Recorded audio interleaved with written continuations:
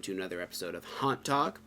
In today's episode, we are going to be reviewing Factory of Terror, which we have been to many times. Now, this year, we have been trying to go to a lot of new haunts, which we have been, but we need a place to go on a Sunday. So, we are sitting here at almost midnight after filming the other 4 reviews before this for you. And we just did Factory of Terror 2 nights, so we're fresh off the Terror Factory. Something interesting that they're doing, they have done we've reviewed it, the Krampus Christmas thing. They're doing like a family-friendly thing that runs like from Black Friday all the way to Christmas, like Christmas walkthrough thing. So definitely check out the channel. We're definitely going to be talking about that. So we got to see a little bit of it. It looks super cool at the end. Yeah. There's like this really cool window display looking thing and like this giant Christmas theme bar that they're building. Yeah. So I'm actually really excited to check that out, even though it has nothing to do with like spooky, scary stuff. I think it's going to be a walkthrough attraction, kind of like Castle Noel. That's what I'm hoping it is. Yeah. Because I love Castle Noel. Castle Noel is like basically a haunted house without the scares. Yeah. It's like a walkthrough, just Christmas extravaganza. But yeah, so look forward to that video. But yeah, that being said, make sure you like and subscribe, and make sure you're checking out our Patreon to help support us. Helps us out a lot. Also, make sure you're checking out our merch store so you can get cool shirts and mugs and stickers and all that kind of stuff. So yeah, do that. That'd be pretty cool. We're just going to go ahead and get into the review now, which means, as always, we got to refer to the Book of the Dead! Book of the Dead! Book of the Dead! Book of the Dead! So, Factory of Terror, there's what? Is it 5? But 5 themes. It's 5 themes, right? 5 themes. Yeah, 5 themes. Same as last year for these themes. Last year, the new one was, I don't know, the ship one. The Abyss. The Abyss, is that what they call it? Yeah. But they always change. They're pretty good at changing things up. The big thing that they had posted on Facebook this year was the fact that people were freaking out. Getting rid of the original mirror maze. They were like completely gutting it because it needed TLC. Mm-hmm. So they gutted that, but the mirror maze is still there. Do not worry. We will talk about that. Okay, yeah. 1,300 Lost Souls. Now, this is the attraction that used to have the mirror maze, and since it's missing it, this attraction, this one, in my opinion, this is the next one that needs to go. This is 4 minutes and 30 seconds long, and after this, I completely screwed up timing things, so I don't know how long the other ones were exactly, but yeah, this one is super short, so I really hope they kind of got this one and make it something else, because this is the only one that doesn't have like a consistent theme very much. Mm-hmm. It's kind of like, I don't know, you start off in a house, and then but there's also another mansion themed one kind of, but then you're like in a hospital. I don't know, I think there's like a bathroom scene in it and stuff. Yeah, it's very odd because it's like, I mean, even the description on the website is your journey begins in the 1,300 Lost Souls, filled with the crazy and the quirky. Yeah, I don't know. It's weird, but they do have like a pretty nerve-wracking scene, like it's a hospital scene where you like have to like navigate through all these like curtains and stuff. Yeah. So that's kind of fun. But yeah, this is definitely like the least of it. It's also by far the shortest. All the other ones are like full-length attractions. That one's like a little teaser. Like, yeah, it's more like a teaser. Honestly. So then the next one, which is, in my opinion, I think the namesake one for the place is probably the the Massacre on Mahoning, but I think that the Industrial Nightmare, since it's the one that's factory themed in a factory. Yeah. This is, I don't know if it's my favorite theme or not, but it's definitely like the most nerve-wracking. It's the scariest one thematically. Yeah. Oh yeah, for sure. Yeah. Just because it's, you feel like you're in the middle of a factory that just has like 0 days without incident. Yeah. Yeah, it definitely seemed like this one did have some change up. Yeah, I mean, it's basically just that, just lots of decrepit factory equipment smashing people. Mm-hmm. There's, of course, the really cool like boiler room scene with like the hallway of like red glowing, or like the room is red and glowing with like pipes running down the walls. You enter through like a possessed locker scene where all the lockers are opening and closing. You have to walk through a little shower thingy-ma-do. Mm-hmm. Unfortunately, because again, we did go on a Sunday, but most of the puppets weren't working. I don't know if any of them were. I don't think I saw any of the puppets being manned. And so they have some really cool big puppets at this place, and like none of them did anything in any of the haunts, and I was a sad boy about that. Yeah, that was disappointing. Yeah, they do have some really cool animatronics, especially like when you first walk in. Like the facade for the 1300 Lost Soul is super cool. It's like this big mansion that has like something going through it. There's like a giant pumpkin lord looking thing, and then you can see the thing from over Lafayette. It's like this giant demon gargoyle thing. Yeah, that was really cool. And he was saying like an incantation or something like that. I think I've seen him someplace else, but this thing's huge. He's probably like what? I don't know, at least 12 feet tall. He's giant. He's big, yeah. Yeah. Yeah. But yeah, so I mean, that one, yeah, and the end is a bit different in this one because they've always had like this like maze with like barrels and like, I don't know, like pipes, but they added mirrors to this, and we thought this was actually what the new mirror maze was. Right. Because they added mirrors to this part that was kind of like a mini mirror maze, but it wasn't a very long maze. This one wasn't. No, but it was really disorientating because of the mirrors, because it felt like there were more barrels than there actually were, and it was very disorientating. Yeah. And then after that one, you go into the what is it? Lafayette 13. So this one's New Orleans themed. I guess was like Swamp Bayou. You go through a lot of like creepy shacks. Yeah. Some nice laser swamps. Yeah, big cemetery at the beginning with the above ground tombs and stuff like that. You do meander through those. Yeah, that's cool. Yep. Oh. Planchette keeps falling. Spirits. Yeah. Get up there. Stay, bitch. But yeah, this one's pretty cool. They have like a really cool dilapidated church scene. With like the steeple falling. They have a really cool animatronic that's like inside of this cross, and the whole cross opens and he comes like, out at you. That's neat. We're pretty sure there's like a scene that's after the church that's new that looks like I don't know, it looks like a house. I don't know for sure if it's new or not. Maybe it's not, but it looked new. I don't know. Yeah. Unfortunately, there's still the one thing that bothers me is like every single theme in the Factory of Terror has at least a black maze in it. And I'm like, why are there so many black mazes? Like, yeah, just I know. Put a scene in there. Yeah, I know it's because they were, a few years ago they actually had the Guinness record for longest walk-through haunted house. And that's probably one of the reasons why they had all those black mazes is to kind of fill it up. I don't even know if that's not something they really tout anymore, though. No. Not for a long time. So I don't really know why there's so many. I mean, people might just like black mazes that don't go to haunted houses a lot. I guess. I mean, it's okay once in a while, but like almost every one has like a blackout part. I will go back to Industrial Nightmare. They have like a strobe light fog cage scene. That scene was better this year. There's more strobe light and more fog, so it made it more disorienting. It was very and they had somebody who like just it was very disorientating because a lot of times when they would put you into these black hallway mazes, they would shine a really bright light at you first. Yeah. And like every single one of these haunts, there was like something that would like shine a bright light at you. Or they even had like drop panels in some of these little black hallways that would shine a light, or like a creature would like come out and there would be a light on it so you could see it, but it would like just really distort your eyes, so then when you get back into that black hallway you're like, I can't see. Yeah, and I'm okay with some black, and like I said, I'm okay with some black mazes, but like when you're doing something that's so beautiful and heavily themed like the Lafayette one, then all of a sudden you hit a black maze, it's like it just kind of takes you out of the cool theming there was, because now you're just in blackness, and it's like I don't know, because they do the black mazes fairly well with the animatronics and stuff like that, but I wish there wasn't as many of them, I guess. Yeah. And now we'll talk a little bit, because, again, one of the big expansions last year was they added a bunch of bars. So the French Quarter bar had already been there, and that's about pretty much halfway through. But then they added, I don't know, what was it? The Carnival bar, which is technically outside, the Poison Ivy Greenhouse bar, and then there's our favorite one, they were all really cool, was One-Eye Jack's Pirate Bar. And then there's also one, the Bullseye Axe thing, but you can only do that if you're doing a bar crawl, or if you are doing the axe throwing thing, which they also have there. Unfortunately, we did not know, probably says somewhere on this website if you explore enough, that they don't do these on Sunday, except for the Forsaken Bar, which is like the Bourbon Street one. Yeah.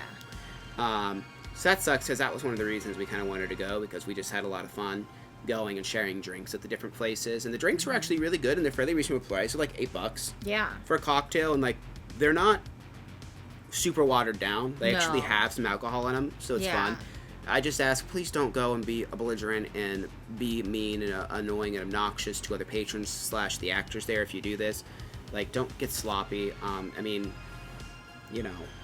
It's okay to hold have your liquor. Yeah, have a couple drinks and stuff like that, but just don't be an idiot. Yeah. But I love how fun and party atmosphere centric this makes it. It really makes it so you can spend a whole night there just bar crawling around, getting scared. All of the bars are expertly themed because thankfully we did get to see them all last year. In the French Quarter, they did add some more props and stuff. They added a dance floor, which is actually pretty cool. I don't know how many people were dancing, but I mean, they were slow. They never really. Sunday, and there were people dancing on the floor, and we were there. So I'm like, maybe people are dancing. I'm Yeah, like, I wouldn't go guess. dance in the middle of a haunted house, but hey, whatever. They also have like little vendors in the French Quarter part. Yeah. Selling like little witchy stones and that. That's fun. I think that, they call it the Fear Fair Back Alley. And I guess he calls like the Fear Fair because there's that Fear Fair in Indiana and they're like friends of his. So like he calls like some things like Fear Fair. Like I know it's like spray painted inside the dance alley because they're like friends of factory. But yeah, if you you know, even if you don't like drinking, they have like non-alcoholic things that you can get in there. Just make sure you go in if they're open, just to at least look at them. They're very pretty. Yes. They're all very cool looking. Yeah. Yeah, all of them. Yeah, just so make sure you stop by even if you're not drinking, just to look at them, take pictures. But then the next haunt was the Massacre on Mahoning. This is... I don't know if this is longer or if the Industrial Nightmare one's longer. They're both the longest. Yeah, I would say they're probably at least the same. Yeah. Where this one is more like your traditional haunt, so you're going to go through like haunted house, see like gross like kitchen scenes. There's a little bit of a cemetery in this one as well. There's like what we think was a new scene where you walk through a bunch of like modern day caskets like all over the place. Yeah, it was almost like a little tomb. casket maze. Like Yeah. they were just like kind of stacked and like you kind of had to weave in and out of them a little bit. The cemetery is super cool in this place, and it's still pretty much the same from when we did the documentary here many years ago. But just like, you know, you have your thunder and lightning, real dirt in there. It's just really cool. Lots of big animatronics. Now this is, and then at the end of this haunt now, after the vortex tunnel is where the new mirror maze is, and it's really nice to see it. You know, all the mirrors are in perfect condition again. Yeah. Nothing's cracked, and they did get rid of, which I'm kind of happy about, but it also was really frightening. So the old mirror maze, the lights used to go out, and then crackers would happen. The lights just continuously go on and off now, which I am kind of glad because everyone would just stop and hold their ears because they were so loud. But it really just drove your anxiety through the roof with those things. But I do think it's better to not have them because they were obnoxious, especially if you were stuck in there for a while. And we did get confuddled a couple times in it. We were like, because since it's a mirror maze, once you get turned around, you don't know which way to start going back again. Yeah. At one point we started like heading towards back where we came, and I'm like, I don't think this is right. Because like with normal maze, like you can kind of like tell like, okay, well this wall formation looks similar. But in a mirror maze, once you kind of get turned around and lose your direction, you're just kind of screwed. But yeah, it's cool and it's fun, and I'm glad that it's back to what it used to be. And then you end with the Abyss. And we were hoping, because like we did complain that last year that the majority of the theme of this haunt is a black maze. Yeah. It still is, but I mean, it even says that on the website. I think the picture is one of those like fish that are in the darkness with a little light on its face. Pilot fish, I think it's called. So I think that's kind of the idea, is that you're like, you know, traveling through like this dark abyss, and then finally you find your way into like the ship or whatever. I don't know. They have a fun little laser swamp that like goes all the way up to here, so it's like you're wading through water. Yeah, it was actually fun. I was doggy paddling through it. Yeah. It was like right here, like that's right where it was at on me. They had these, and I think these were new. When you first walk into that room, there's like all these like fishmen like holding candles and cloaks. That was cool. Yeah. And they have a lot of these like little heads on sticks that just randomly pop out of the laser swamp, and they'll get you sometimes. Yeah. Last time we went, that got me so good because I did not expect a stupid head to pop out of nowhere. Pop out. And then you meander throughout for a while, and then more dark hallways. And then you get to the final scene, which is a cool final scene for the haunt, I will say. You go through, it looks like a little trader's market, and then you go to like a dock where the ship is, and then you board the ship, and there's cannons that do fire air. I don't remember them doing that last year. They may have. Yeah. But and then you just make your way through the ship, which is themed to a ship, and like you go to I think it ends in like for the most part the captain's quarters, and they even have like screens to make it look like a storm. There's a kraken outside. Yeah. But yeah, sets and props, they're always really good at this place. There's a ton. I just wish there was less black hallways, and it really is a shame to see every single puppet not being working the night we went. Like, it's weird. You'd think that a couple of them, at least, they would prioritize the actors to be on those, even on a slower night, than just being a roaming actor. Because this is weird to see this big guy. Like, they have that one with the big ranch eyes having behind a laser wall, but he just sits there and doesn't do anything, and it's like, but... Yeah. Overall, the place is still obviously extremely impressive. They put a ton of work and money into this place every year. So we gave it a 9.25 for sets and props. So moving on to actors. So, we did go on a Sunday, and that usually means, like, it's probably going to be a little bit lighter on actors, just because a lot of people don't go to haunted houses on Sundays all that much. So we did feel like it was a little bit more interactive this year. We had like quite a few people come up to us and want us to do different things. One of the queue line actors, he actually was kind of following us around. Like every time we came out of a haunt, he seemed to be there. Yeah, well, and he did know at least about like what we do and like the review he did and stuff. recognize us from our from the intertubes or whatever the heck he kept calling it. But he did give me a little cockroach at one point. He said that kids like to smoke it occasionally too. Because it's a roach. Yeah, I don't think it's this guy. But and then like in the haunt, we had a few things happen where guy was in the mirror maze and he had like a doll head on a stick. And he wanted me to pet the doll head. And he was very excited about that when I did it. And then the captain in the ship, he actually had me touch he had like a tentacle from like a octopus or something like that. And he wanted us to touch that as well. It just seemed like, they were like, there was quite a few that were interactive and trying to make you like do things and talking to you and stuff like that, which I like, because a lot of times when we went to Factory, it was like a lot of people just kind of screaming or hollering at you. It definitely was nice to see him being a little bit more interactive this year. And again, they could use more, but I was fairly impressed with the amount they had for Sunday, except for the fact that none of the puppets were working. Yeah, so I mean, they did get us a few times. There was one girl around like where was it? I don't remember. One of the haunts. She scared me so bad that I ended up slamming up against the wall. So she had fun with that. But yeah, I mean, they're really good. That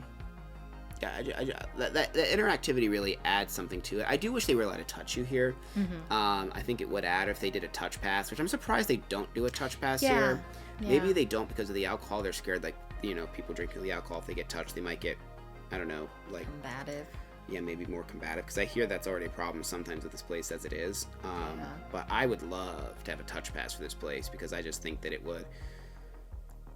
With a place this big, I can't imagine them ever being 100% adequately staffed, because, like, you are walking around and you're seeing so many, like, boo holes and so many drop panels and just like places where people could be that they're not. Because this place is designed, like, if it was fully staffed, I think it would be so scary, because there are so many places for actors to get you here, but I've never been through this place where over 50% of those are actually active. Because it's giant. I mean, you have 5 haunts under one roof. Like, you would need so many actors to actually fill this place to its brim. So I think doing a touch pass would just add that, because you would get your like scare from the from the lesser amount of actors, but then they'd be able to interact with you more and really freak you out, or maybe add like special points where they could, like, people with the touch pass, like kind of like Chippewa Lake does, where they could like put you in a little box or something, stuff like that, like little interactive extra things. I think would be good, and it's a great way to upcharge and make a little extra money on top of your base ticket price. I will say, I'm just like going to the website, and it just kind of like irritates me, because I'm even looking at it, because like you can buy the zombie bar crawl tickets to go to the bars, and it even says available all days open during 2023 season for the zombie bar crawl, and all the bars are closed except for one of them that night. So I don't find anywhere on the site, and again, maybe I'm wrong, you can let me know in the comments, that says that the bars won't be open on Sunday. Because, I mean, I feel like if that was my reason for going, and I feel like that's a very possible thing, is because they've advertised a lot, all these extra bars. Yeah. If you're going because, like, oh, I want to do the bar crawl and do the haunted houses, and then half of what you paid for is not open, I would be very mad.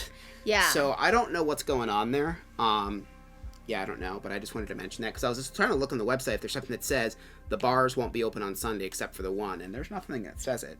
And there was no, like, explanation. There was just, like, a thing saying, like, they just put the thing, like, go this way, like an arrow, and that's it. No communication beside that. But yeah, that is what that is. But yeah, I mean, just a couple other shout outs. It was a really cool, this girl that me and Kim both thought was a prop. She's like twisted up like a little pretzel, and like the makeup she had made her really look like like she wasn't made of real skin. I don't know. Yeah. And then she was like up in this thing and like contorted all around, and then she just kind of was like, hello, and we're like, oh geez, like she scared us. There's like the cool like pyre at the end with like the squid tentacle that fist bumped up. He was good. There was the guy who asked us about purchasing a coffin and wanting to know if we wanted to buy one of his coffins that he had. And he had a used coffin that had a skeleton in it. And he said, it's for cheap. You could, he doesn't take up much room, and you can buy it from him. Yeah. And then he came back in the haunt later, and he's like, you still interested in that coffin? So I thought that was fun. But yeah, again, the only real problem with actors is we just wish there was more of them. There was quite a bit of dead space and none of those puppets working. But overall, the ones that were there did a really good job, and it was a step up in the interactivity department. So we gave them an 8. Yeah. So moving on to scare factor. So one thing that this place does really well is that they use their animatronics really well. They're not there to do the scare. They're there to distract you so that like the actors can do the scares for you. Well, there's some that do. There was some that mainly the ones in the black hallways. Yeah. Because they, you're just walking and all of a sudden there's something that lights up and screams in front of your face. Mm-hmm. Like the one in the cage in the pirate section, I know. It got me. I don't know if it got you. I was behind you in this part, but like you're just walking and there's just like this cage with like a skeleton in it, and there's something that triggers it, and all of a sudden it lights up right in front of your face and screams. Yeah. There was one animatronic that actually came from this like dark hallway, like directly at me. Oh, and just smacked you. It was like a Pennywise. Yeah, it was a Pennywise, and just smacked me, and it was cool. like I didn't expect it. I thought it was gonna stop, and it just kept coming. That was freaky. It was funny because when I looked back, I could see it was like that accordion like thing that was coming out of it and stuff. I thought that was kind of cool that I could see that, but yeah, that was freaky. That was really freaky because I thought it was gonna stop. Yeah, and because of the length of the haunt, there is like pretty much every kind of phobia for the most part you could have is in there. Like they have a whole spider section for you. They have some really gory sections. They have the blackout sections. I don't know. They might. Well, yeah, because I guess spiders. I was gonna say bugs. We have spiders. Clowns. Yeah. Thankfully, they don't do much with the clowns. They have the clown bar, which was closed, but that would probably be the heaviest thing with clowns. There's a couple clown actors, I guess, but yeah, not actually a clown theme though. No, because he was inside. I think it was the Massacre of Mahoney. Yeah. He had like a little like bell and like a little freaky. Oh yeah, cowbell. Yeah. Lots of air cannons. Yeah, tons of air cannons. There was one particular scared the crap out of me. It was one of those like machine gun air cannons, and it was in a black hallway. So you're just walking in a black hallway, and all of a sudden a red light comes on. You just get machine gun air cannon from the ceiling. Yeah. A lot of the air cannons, it seemed like they were like very like low level, like kind of crotch level. And I was like, what the hell? It was really weird. Yeah. There was one in particular, an actor like held me in this spot, and it was, I don't know, it was like a painting, and it shot like, it basically hosed me down. Oh, yeah. It was like a water air cannon, but it was a ton of water pressure and just hosed me, and I'm like, okay. Yeah. So that was fun. Very loud haunt, which, I mean, most haunts are loud, but this one is even more so, especially like Industrial Nightmare. It's just all the metal clanking and just all that anxiety that induces. So yeah, I mean, especially just because, I mean, obviously this haunt is geared more towards adults, especially with all the drinking options that it has. I don't think it's like so scary that, it's going to like that a kid couldn't handle it if they've been to other haunted houses, but this also wouldn't be like a good first haunted house to take a kid to, though, probably. So yeah, we definitely think it's decently scary. Like I said, if we were ever to have a run through this place staffed like at whatever 100% is, I think it would be really scary. Yeah. But yeah, we gave it an 8 for scare factor. So going on to value. So they have different price ranges depending on the evening. They actually have what they call peak nights, which are more expensive. The prices range from about $30 to $35 for the peak nights. It was $25 for Sunday. Another bonus on Sundays is it's $5 parking every other night, but on Sundays parking's free, so yeah, that's cool. And then the fast pass was $37 to $42, and then that is not a huge increase. No. Huh. Because that's not an additional, right? That's just what... Okay, well, I didn't even see it. They have an immediate access admission for $65, which I have never been to Factory, even on a Saturday, where the line would warrant that. Maybe a Fast Pass. I have done Fast Pass before, but, like, the Fast Pass line always moves good, so I don't know if you would need the immediate thing. But, so yeah, it's $12 for Fast Pass admission, I guess, on top of the ticket. Still, $12 more is not bad. A lot of places that we go to, it's double the ticket price. Yeah. So it would be like $50-$60 where you just had 12. And that might vary as well, but still. So if it's a busy night, just pay the extra $12, especially if you plan on doing the drinking and stuff. Or else you'll just be there for an eternity if you're going to be stopping at each bar and also waiting in each line. But typically they manage the lines fairly well here. Yeah, and it took us about 45 minutes to an hour to get through. Like we said, the first haunt is very short, but the other ones are fairly decent size. Yeah, all the other ones are like 10 to 20 minutes depending on your pace. Yeah.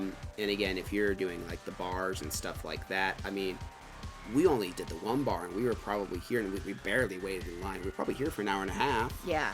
And that's sitting at one bar for a drink. So I mean, if you're doing each one, expect to be there 2 to 3 hours realistically. So for value, we gave them an 8.25. Yep, it's pretty good value. See, it's always a little harder to rate these when like it changes per night, but 20 Sunday is the best value. It's just I wish I could give a good answer on if the bars are going to be open on Sundays or not, because they weren't ours. Yeah, and it kind of sucks if you're missing out on all of the bars if that's something you're interested in on, specifically if you go on a Sunday. So yeah. But our overall score, we gave it an 8.25. Like I said, the main things is I just really wish they would get rid of some of these dark hallways. Yeah. You keep one of them, but, you know, add some more scenes. I would really focus on that. You have all the bars and stuff now. You've done that expansion. I would just focus on that and just trying to get, I don't know, a few more actors. But again, maybe it's been busy, or maybe the actors have been like, there have been more on Fridays and Saturdays. If someone is watching this and you went on a Friday or Saturday, were there more actors? Were the puppets working? That kind of thing. And if anyone knows the whole situation with the bars on Sundays, comment below as well, because I can't seem to find a clear, easy to find answer on that. And I would like people to be informed on that if that's something that they're going for, so they don't show up and they all be closed like what happened to us. Right. But yeah, thank you very much for watching. Make sure you like and subscribe and ring that notification bell, so you don't miss any upcoming videos. We'll see you in the next episode. Bye.